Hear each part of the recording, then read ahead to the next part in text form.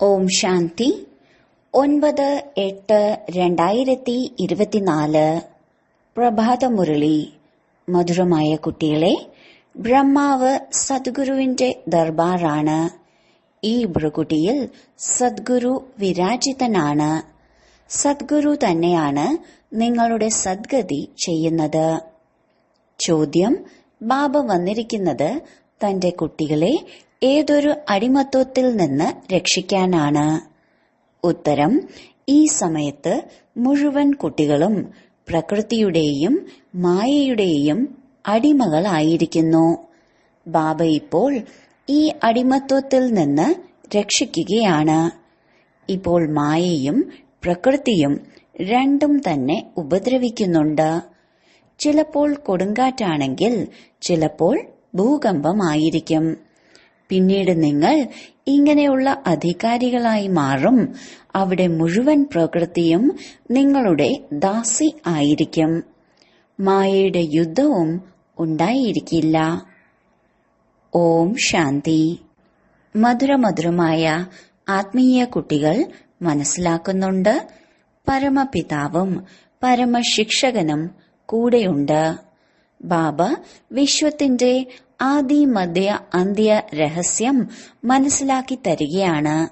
മാത്രമല്ല, ബാബ സുപ്രീം ഗുരു കൂടിയാണ്. അതിനാൽ ഇത് സദ്ഗുരുവിന്റെ സഭയാണ്. സഭകൾ ഉണ്ടാകാറുണ്ടല്ലോ, ഗുരുവിന്റെ സഭ. അത് കേവലം ഗുരുവിന്റേതാണ്, സദ്ഗുരുവിന്റേതല്ല. ശ്രീ ശ്രീ 108 എന്ന് പറയാറുണ്ട്. പക്ഷെ അതിൽ സദ്ഗുരു എന്ന് എഴുതിയിട്ടുണ്ടാകില്ല. അവർ കേവലം ഗുരു എന്ന് പറയുന്നു. എന്നാൽ ഇത് സദ്ഗുരുവാണ്. ആദ്യം അച്ഛൻ, പിന്നെ ടീച്ചർ, പിന്നെ സദ്ഗുരു. സദ്ഗുരുവാണ് സദ്ഗതി നൽകുന്നത്. സത്യത്രേതായുഗങ്ങളിൽ ഗുരു ഉണ്ടായിരിക്കില്ല. എന്തെന്നാൽ എല്ലാവരും സദ്ഗതിയിലാണ്. ഒരേ ഒരു സദ്ഗുരുവിനെ ലഭിച്ചു കഴിഞ്ഞാൽ പിന്നെ ബാക്കിയുള്ള എല്ലാ ഗുരുക്കന്മാരുടെയും പേര് അവസാനിക്കും. സുപ്രീം ഗുരു മുഴുവൻ ഗുരുക്കന്മാരുടെയും ഗുരുവാണ്. പതിമാരുടെയും പതി എന്ന് പറയാറില്ലേ, അതുപോലെ സർവശ്രേഷ്ഠനായതിനാലാണ് ഇങ്ങനെ പറയുന്നത്. നിങ്ങൾ പരമപിതാവിന്റെ അടുക്കൽ ഇരിക്കുകയാണ്. എന്തിനു വേണ്ടി? പരിധിയില്ലാത്ത സമ്പത്ത് നേടുന്നതിന്. ഇത് പരിധിയില്ലാത്ത സമ്പത്താണ്. അച്ഛനുമുണ്ട്, ടീച്ചറുമുണ്ട്. മാത്രമല്ല, ഈ സമ്പത്ത് പുതിയ ലോകമായ അമരലോകത്തിലേക്കുള്ളതാണ്. നിർവികാരി ലോകത്തിനായി ഉള്ളതാണ്. നിർവികാരി ലോകം എന്ന് പുതിയ ലോകത്തെയും വികാരി ലോകമെന്ന് പഴയ ലോകത്തെയുമാണ് പറയുന്നത്. സത്യുഗത്തെ ശിവാലയം എന്ന് പറയാറുണ്ട്. എന്തെന്നാൽ ശിവബാബയാൽ സ്ഥാപിതമായതാണ്. വികാരി ലോകം രാവണൻ സ്ഥാപിച്ചതാണ്. ഇപ്പോൾ നിങ്ങൾ ഇരിക്കുന്നത് സദ്ഗുരുവിന്റെ സഭയിലാണ്. ഇത് നിങ്ങൾ കുട്ടികൾക്ക് മാത്രമേ അറിയൂ. ബാബ തന്നെയാണ് ശാന്തിയുടെ സാഗരം. ബാബ എപ്പോൾ വരുന്നുവോ അപ്പോഴേ ശാന്തിയുടെ സമ്പത്ത് ലഭിക്കൂ. വഴി പറഞ്ഞു തരൂ. അല്ലാതെ കാട്ടിൽ ശാന്തി എവിടെ നിന്ന് ലഭിക്കാനാണ്? അതിനാലാണ് മാലയുടെ കഥ പറയുന്നത്.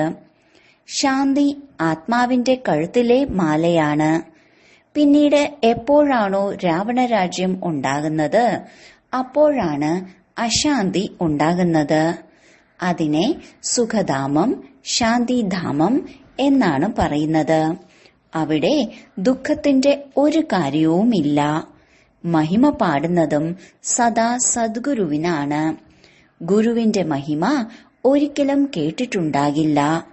ജ്ഞാനത്തിന്റെ സാഗരൻ അത് ഒരേ ഒരു ബാബയാണ്. ഇങ്ങനെയുള്ള മഹിമ എപ്പോഴെങ്കിലും ഗുരുവിന് നൽകിയതായി കേട്ടിട്ടുണ്ടോ? ഇല്ല. ആ ഗുരു വിശ്വത്തിന്റെ പതീത പാവനനാവുക സാധ്യമല്ല.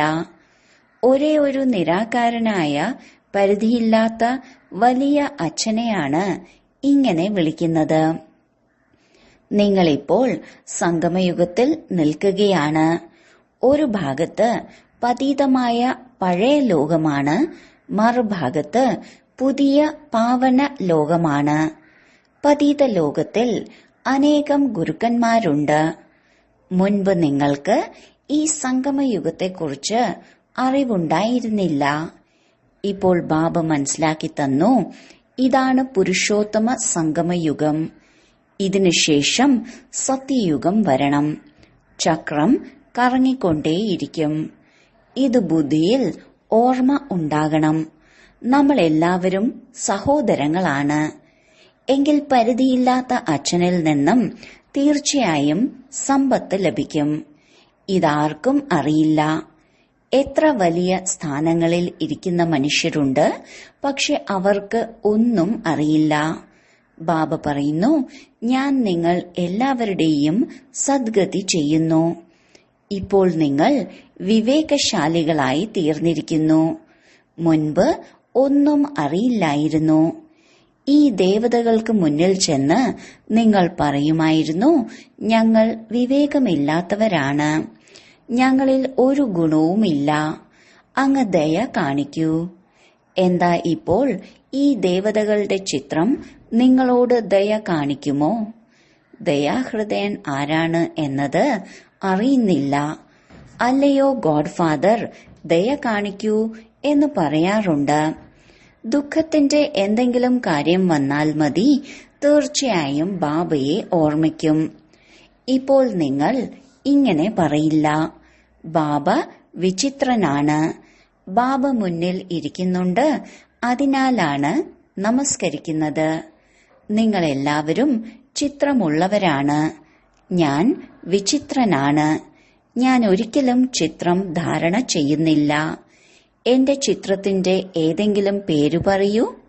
ശിവബാബ എന്നേ പറയൂ. ഞാനിത് ലോൺ എടുത്തിരിക്കുകയാണ്.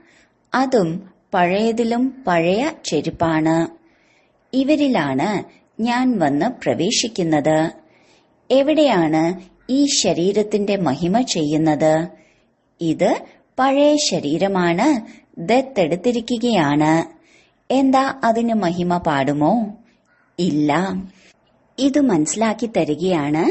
ഇങ്ങനെയായിരുന്നു, ഇപ്പോൾ വീണ്ടും എന്നിലൂടെ വെളുത്തതായി മാറും. ഇപ്പോൾ ബാബ പറയുന്നു, ഞാൻ എന്താണോ കേൾപ്പിക്കുന്നത് അതിനെ വിലയിരുത്തൂ. അഥവാ ഞാൻ പറയുന്നത് ശരിയാണെങ്കിൽ ആ ശരിയെ ഓർമ്മിക്കൂ. എന്നിൽ നിന്ന് തന്നെ കേൾക്കൂ. ശരിയല്ലാത്തത് കേൾക്കുകയും അരുത്. അതിനെ ആസുരീയം എന്നാണ് പറയുന്നത്. മോശമായത് പറയരുത്, കാണരുത്. ഈ കണ്ണുകൾ കൊണ്ട് എന്തെല്ലാം കാണുന്നുണ്ടോ അതിനെയെല്ലാം മറക്കൂ. ഇപ്പോൾ വീട്ടിലേക്ക് തിരിച്ചു പോകണം. പിന്നീട് തന്റെ സുഖധാമത്തിലേക്ക് തിരിച്ചു വരും. ബാക്കിയുള്ളതെല്ലാം ഇപ്പോൾ തന്നെ മരിച്ചിരിക്കുന്നു. ഇതെല്ലാം താൽക്കാലികമാണ്. പഴയ ഈ ശരീരവും ഉണ്ടാകില്ല, ഈ പഴയ ലോകവും ഉണ്ടാകില്ല. നമ്മൾ പുരുഷാർത്ഥം ചെയ്യുകയാണ് പുതിയ ലോകത്തിന് വേണ്ടി. പിന്നെ വിശ്വത്തിന്റെ ചരിത്രവും ഭൂമിശാസ്ത്രവും ആവർത്തിക്കും. നിങ്ങൾ നിങ്ങളുടെ രാജ്യഭാഗ്യം നേടുകയാണ്. നിങ്ങൾക്കറിയാം, കൽപ്പകൽപ്പം ബാബ വരുന്നുണ്ട് രാജ്യഭാഗ്യം നൽകുന്നതിനായി. നിങ്ങളും പറയുന്നു, ബാബയെ കൽപ്പം മുൻപും കണ്ടുമുട്ടിയിരുന്നു, സമ്പത്തെടുത്തിരുന്നു, നരനിൽ നിന്നും നാരായണനായി മാറിയിരുന്നു. എല്ലാവർക്കും ഒരുപോലെ ലക്ഷ്യത്തിലെത്താൻ സാധിക്കില്ല. നമ്പർ വൈസ് ആയിരിക്കും. ഇത് ആത്മീയ യൂണിവേഴ്സിറ്റിയാണ്. ആത്മീയ പിതാവാണ് പഠിപ്പിക്കുന്നത്. കുട്ടികളും പഠിപ്പിക്കുന്നുണ്ട്. ഏതെങ്കിലും പ്രിൻസിപ്പളിന്റെ കുട്ടിയാണെങ്കിൽ അവരും അതേ സേവനത്തിലേക്ക് വരാറുണ്ട്.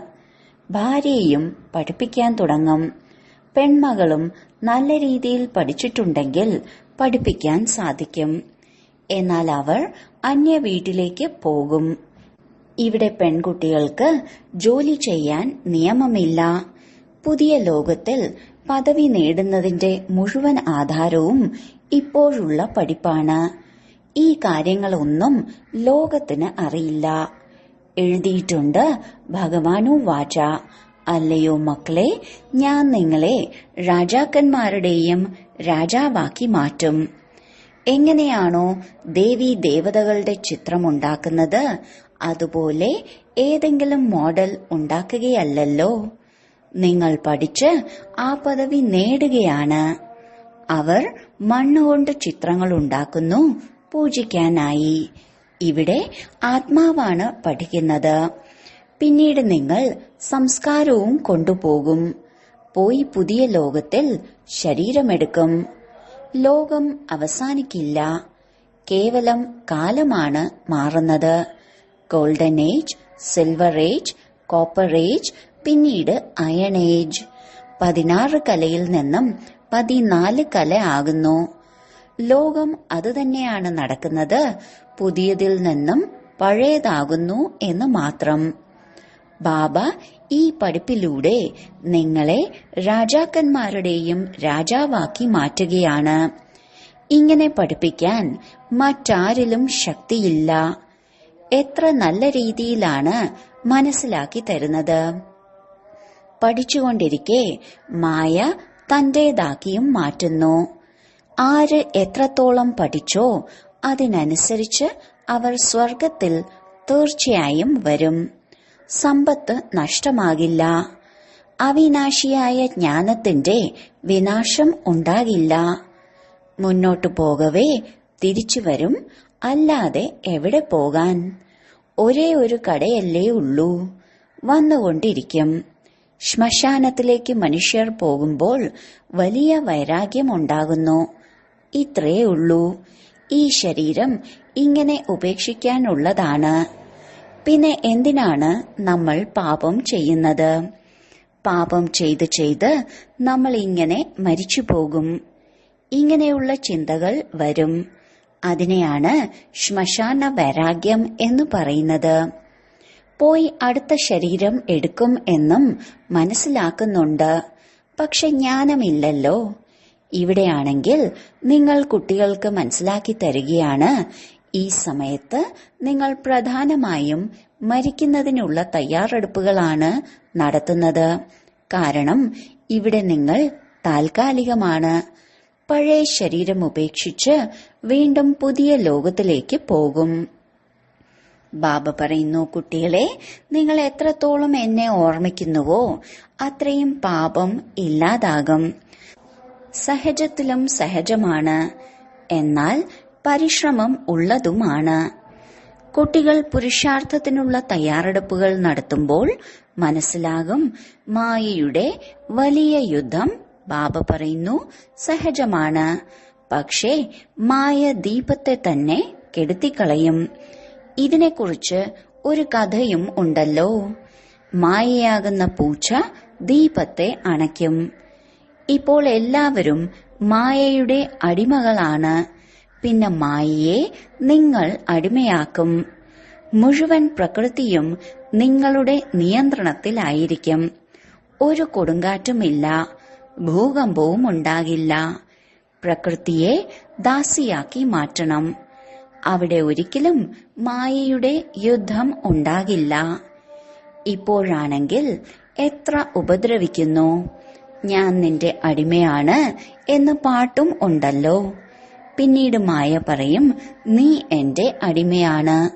ബാബ പറയുന്നു, ഇപ്പോൾ ഞാൻ നിങ്ങളെ അടിമത്വത്തിൽ നിന്നും രക്ഷിക്കാൻ വന്നതാണ്.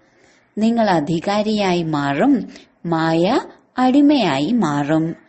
അല്പം പോലും ബഹളങ്ങൾ ഉണ്ടാകില്ല. അതും ഡ്രാമയിൽ ഉള്ളതാണ്. നിങ്ങൾ പറയുന്നു, ബാബ, മായ വളരെയധികം ബുദ്ധിമുട്ടിക്കുന്നു. എന്തുകൊണ്ട് ബുദ്ധിമുട്ടിക്കില്ല? ഇതിനെ യുദ്ധത്തിന്റെ മൈതാനം എന്നാണ് വിളിക്കുന്നത്. മായയെ അടിമയാക്കാൻ നിങ്ങൾ പരിശ്രമിക്കുന്നു. അപ്പോൾ മായയും നിങ്ങളെ നിരംപരിശാക്കാൻ ശ്രമിക്കുന്നു. എത്ര ബുദ്ധിമുട്ടിക്കുന്നു, എത്ര പേരെ തോൽപ്പിക്കുന്നു. ചിലരെ പൂർണമായും ഭക്ഷിക്കും, ഒറ്റയടിക്ക് വിഴുങ്ങും. സ്വർഗത്തിന്റെ അധികാരിയായി മാറുന്നുണ്ട്, പക്ഷേ മായ വിഴുങ്ങുന്നുമുണ്ട്. അവർ വയറ്റിൽപ്പെട്ടതുപോലെയാണ്. കേവലം വാലേ പുറത്തു വന്നിട്ടുള്ളൂ, ബാക്കിയെല്ലാം ഉള്ളിൽ തന്നെയാണ്. ഇതിനെ ചെളിക്കുണ്ട് എന്നും പറയുന്നു. എത്ര കുട്ടികൾ ചെളിക്കുണ്ടിൽ പെട്ടിരിക്കുന്നു, അല്പം പോലും ഓർമ്മിക്കാൻ സാധിക്കില്ല.